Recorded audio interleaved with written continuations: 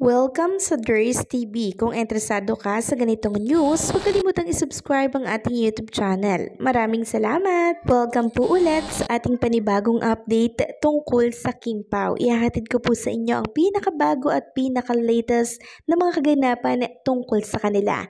Kaya naman kung hindi ka pa subscriber ng ating channel, pindutin nyo na ang notification bell para lagi kayong updated sa mga balitang trending at napapanahon. So ayan, welcome back again sa YouTube channel mga kakimpaw, and for tonight's video, ang pag-uusapan natin ay tungkol sa mga importanteng kaganapan kila Kim and Paolo Abilino. So ipapakita ko lamang po sa inyo etong kuha po sa SM Batangas, SM City Batangas, kasi kanina ang pinakita ko lamang po sa inyo ay yung nasa ground floor, pero ngayon eto na po, kasama na po yung mga nasa itaas na floor. Ayan po mga kakimpaw, grabe ang dami palang tao kanina. Talagang pinagkaguluhan at dinumog po si Kim and Paolo Abilino hanggang doon sa dulo mga kakimpaw. Kung inyong mapapansin, grabe parang hindi mahulugan ng karayom kasi sa baba, punong-puno po talaga.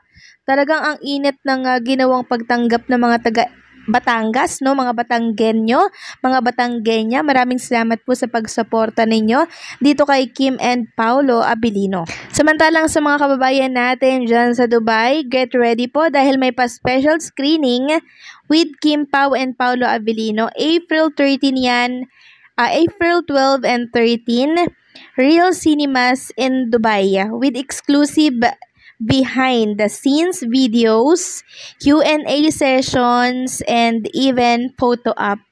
So grabe mga kakimpaw, sa mga taga Dubai, na wag nyo pong palalagpasin etong ganap kay Kim and Paolo Abilino dyan sa Dubai.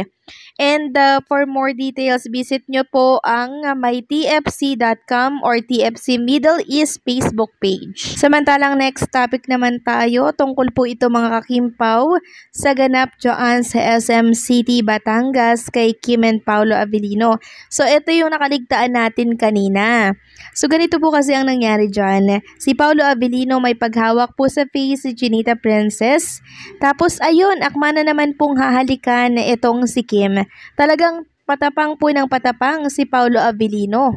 And mukha pong nagkabaliktad ngayon kasi si Chinita Princess yung mukhang hindi po makatagal kay Paolo. Dahil si Paolo na po ngayon yung agresibo. So una po kasi niyan mga kakimpaw, kinuha po ni Paolo yung kamay po ni Kim, nilagay niya po sa dibdib niya nitong si Paolo.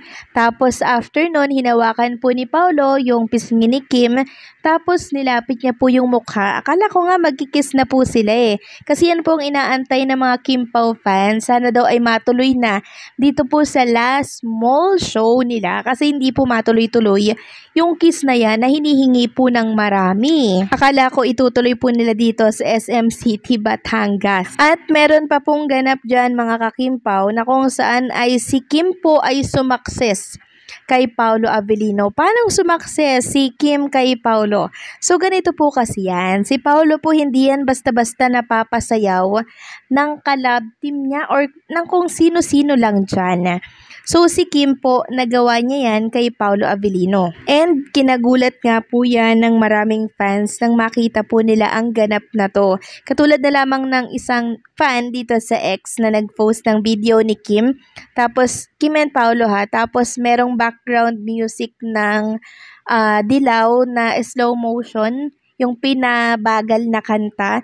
Grabe ang dami pong naiyak dito mga kakimpaw kasi akmang-akma po yung tugtog doon sa ginagawa po ni Kim and Paolo Abilino na pagsayaw nila together. Sabi dito nang nag-post, kulang ang salitang salamat sa sayang na idulot ninyo sa aming buhay. Tinag niya po si Kim and Paolo, sa nakakapagod at magulong mundo, kayo ang pahinga namin. To all Kipis, malayo pa pero malayo na. Mains natin o ang saya-saya nila, di nila alam, mas masaya tayo, times 500. Tapos may emoji na umiiyak, tapos sinisipon. And nabasa ko nga po yung mga komento ng mga Kim Pao fans ni Kim and Paolo. Sabi dito, Sepangs is real but I know deepest in my heart. Sumakses tayo, shoulder tap sa ating lahat. And sa inyo, Kim Pao, mahal namin kayo hanggang dulo. Sabi pa ng isa, grabe nakakaiyak na agad pag ito naririnig ko. Then sabi pa ng isa, damay-damay na to, huy. Ang dami po nag-iiyakan mga ka-Kim Pao sa comment section ng naturang post na video ni Kim and Paolo. Sabi pa ng isa, may nagpapaiyak ka, masikip pa dibdib ko, sepang sis real. Sorry, may same lang same. Ba't naman nagpapaiyak? So ayan, ang dami pong naluha dito mga Kim Pao, na touch po talaga sila. Maging ako din naman habang pinapanood ko yung video ni Kim and Paolo Abilino, tas naka slow motion. Tapos slow motion din yung kanta ng Dilaw ni Maki. Abay, akmang-akma mga ka-Kim Pao. Talagang destiny si Kim and Paolo Abilino. And iba na po yung nakikita namin. Maging kayo rin siguro pag nakikita niyo po si Kim and Paolo Abilino na ganito yung mga galawan po nila. Parang ano na yung dating nila eh.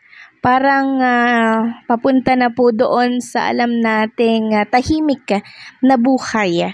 Sabi tuloy ng isa dito, ako lang ba yung nagkakaganito habang pinapanood ko mga video nila? Nakangiti talaga. Di na talaga mapigilan si Paolo. Sabi pa ng isa, my gosh, may pa-waltz naman ngayon sa stage ang Kim Pao. Parang ready na sa wedding reception ng bagong kasal. Charot. So, sino yung ikakasal? Si Kim and Paolo Abilino ba yan? Naku, hopefully nga, no, ipag-pray natin na dun matuloy ang kanilang pag-iibigan dahil for sure marami pong maiiyak nito. And meron pa nga po akong napanood na isang lola, taga-ibang bansa ata yun, pero Pilipina siya or Pilipino siya, kababayan natin siya.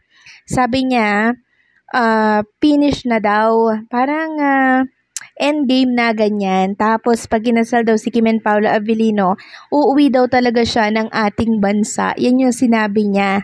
So, ibig sabihin, pag kinasal si Kim and Paolo Abilino, magsisiuwian ng mga OFW na talaga namang sumusuporta kay Kim and Paolo Abilino. Nako, for sure, buong bansa, worldwide, sigurado, masaya, no? Kasi sa iba't ibang panig naman po ng mundo, meron pong mga Pilipino. And yung mga Pilipinong yan, meron diyang nagmamahal at sumusuporta po kay Kim and Paolo Abilino.